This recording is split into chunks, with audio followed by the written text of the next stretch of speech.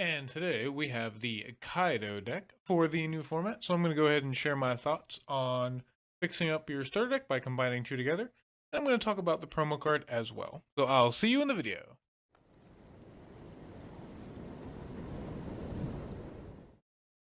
Welcome back, crewmates, to the Tabletop Pirates. Today we're talking about the Kaido purple deck for the limited deck battle format and what I've currently been working with.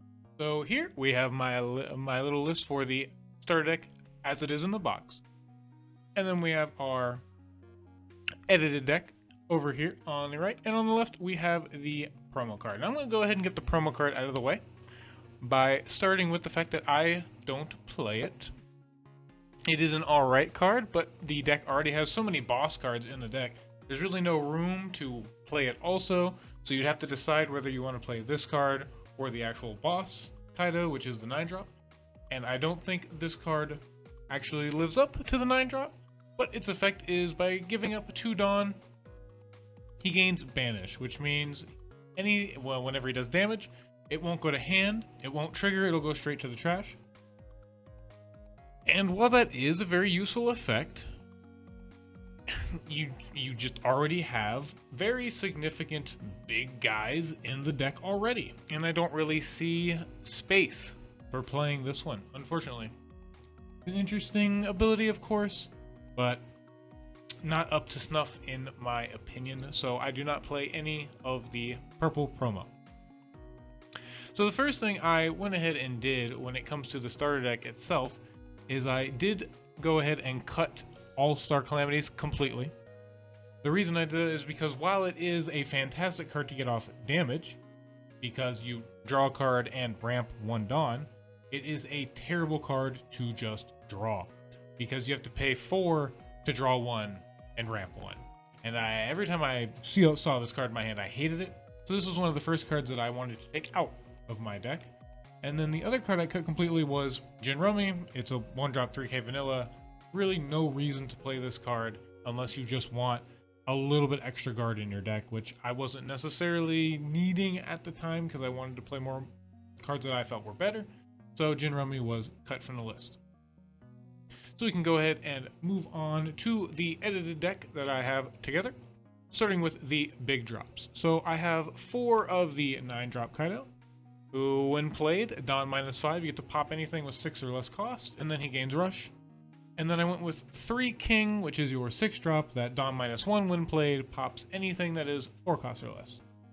Now, these 2 cards are your bosses, and their numbers are interchangeable.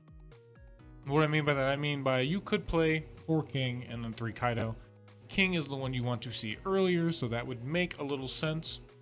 But I just maxed out on the big Kaido because that is the win con in my opinion. You really just want to make sure you see at least one of them. And if you see multiple copies, you do have Queen, which can draw and discard. So at least within the purple deck, if you draw cards you don't necessarily want multiple copies of, you do have a way to gain value off of them. Queen is the next card that was up to 4 because it is fantastic. It is a blocker, and when played, Dawn -1, draw 2 cards and discard a card from your hand. So that is plussing, that is digging into your deck, it is filtering for cards that you want, and it allows you to get value out of the cards that you don't want multiple copies of. Your Onigashima, anything past the first one you see, is a dead card. You can use it to pay for this ability. Extra Kaidos that you might not want, you can use to pay for this ability. Extra Kings you might not want, you can use to pay for this ability. So it's very nice not only for drawing cards, but getting value out of the cards that you wouldn't want to play multiple copies of once you've played the first one. Now, if you see over here, I'm going to bring this up now because it has to do with the King and Kaido ratio. I play 1 Brachio Bomber. Now, I play 1 Brachio Bomber instead of just playing 4 King. And why do I do that? It's because I actually value the fact that this can kill a 6 or less. It kills the big blocker Crocodile in blue if you need it to. It can kill Basil Hawkins in green, which King cannot. And that card is a relative threat. I do not like having that card restand on me. But it also allows you to ramp one instead of getting rid of one, and that can be quite advantageous, especially late in the game when you want to try and go for game on the turn that you need to get rid of 7 Dawn. If you're paying 6 for this and ramping one, that could give you an extra Dawn to work with and clear a blocker that could be in your way. Now, if that's not in interest to you, you could easily play a 4th king, but I have been liking the 1 because I don't like drawing it a lot, obviously, which is why I play the 1, but the times that I see it, it has become pretty useful to me, actually. But it is a flex slot, definitely. It's kind of just like my little tech card at this point. But of course, we did go up to 4 ulti for more guard. The page 1 we kept at 4, Sasaki we kept at 4, Jack I didn't increase or decrease, he's just kind of at 2. Usu was the card I did bump up to 4. He is very good, he's a trigger, and when you play him, Dawn -1 kill anything that's 3 or less. He's fantastic, he's good early game, he's good late game, he's good mid game. Why is he good late game? Because he pops blockers.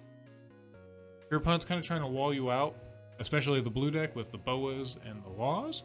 Usu can clean them up before they have a chance to block, and then you can swing in with your 10k Kaido, and the most efficient way to deal with that is with a blocker. You're not hard guarding 10k Kaido very easily, ever. Even when they have a counter to give 4k, that's still a 2-3 card guard. And you know, we kept the 4, all the vanillas are kept at 4 of just purely for the fact of keeping guard in the deck. We kept and we kept Bullet at 4 because it's fantastic. You just pay 1 Dawn -1 to give 4k. So this deck really wants to slow the pace of the game. You don't want the opponent to rush you too early because this game excels at the later stages of the game when your field can consist of a Kaido and possibly a king. And when both of these 2 cards are on the field together, your board is just massive. And they're not very easy to get over. There's no removal for them unless you're playing blue, but if you bounce this king, you can get another pop out. And as for Kaido, there's nothing in the entire game that can get rid of this card. So they have to attack over this. It's not easy to do, let me tell you. But you want to make sure you set the tempo of the game. You want to make sure they don't rush you too fast and kill you before you get to the late game where you can start bashing them with these really big guys. And then pull off your ability, which at the cost of 7 Dawn lets you trash a life from your opponent, which you pretty much just want to use this on the last life. You pretty much just play a vanilla leader for 95% of the game, and then when you're ready to go for game, you activate the leader, and then you go for game. I'm pretty comfortable with the purple deck. I think it's a good deck because of the increase of Queen and even Sasaki, which lets you draw a card when he's played. The deck has a decent amount of consistency, especially since we were able to boost the ratio of the big guys that you want to see, which give you your pressure plays. And you know, you're always playing for Onigashima. In this deck, you do want to see this card. It does let you pay for your cards very easily, and you don't really play anything else that ramps besides the 1 Brachio Bomber and the 2 Jack. So the Onigashima is necessary for your ramp.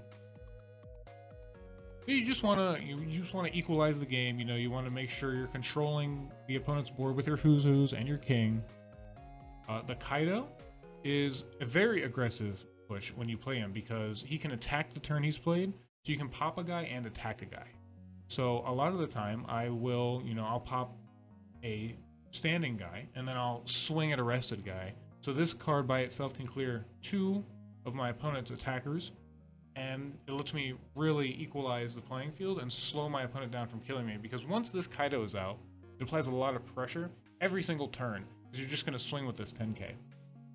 And he really is your finishing blow, because when you go to trash the last life with your Kaido leader, you want to swing directly with this 10k, because that puts a lot of pressure on your opponent to try and hard guard this. And a lot of the time, they're just not going to be able to, because at a 5k leader, you need 6k guard to guard this without any Dawn investment. So he's very important, which is why I put him at 4, because I require to see him. I need to see him. This is my end game. Whereas King is more of a mid-game card. And while I would like to see King before Kaido, technically, like I said, it's kind of between the Brachio Bomber. They kind of serve almost the same purpose. I do prefer King because he does have the giant 7k body, but the cost difference between these two, I just like this flexibility of this card. Definitely could come out, you know, still testing, but I just like the one of it.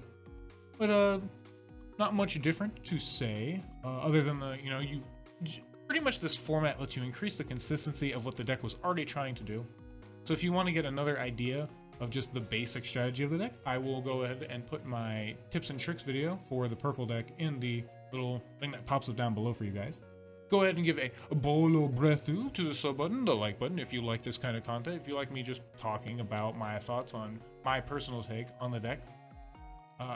You know, I'm testing all these decks out personally, so I have a decent idea of what I'm trying to do with them. And I hope you enjoyed the video. And thank you so much for watching, and I hope you have a good one. See you next time.